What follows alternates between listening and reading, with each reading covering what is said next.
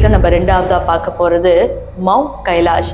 அதாவது mount Everest இதை விட 2000 அடி அதிகம். ஆனா அங்க கூட போயிருக்காங்க. ஆனா இந்த மவுண்ட் கைலாஷை யாராலையுமே நெருங்க கூட முடியல. ஏன்? மேல போகிறதுக்கு அவ்வளோ சிரமப்படுறாங்க. இப்போ இல்லாத டெக்னாலஜியா மேல ஈஸியா ஏறி போயிடலாமே அப்படின்னு கேட்டா அதுவும் ரொம்ப கஷ்டமா இருக்கு.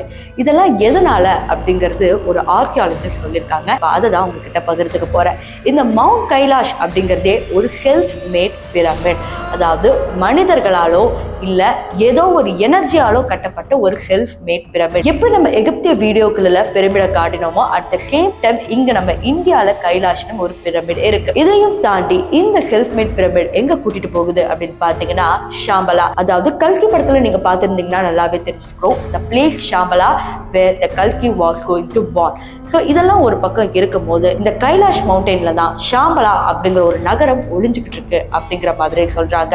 இதுல ஏறி போன பல மலை பிரியர்களுக்கு வந்த சோதனை என்ன தெரியுமா? டைம் டிராவல் பண்ண முடியும் அப்படிங்கிற மாதிரி சொல்றாங்க.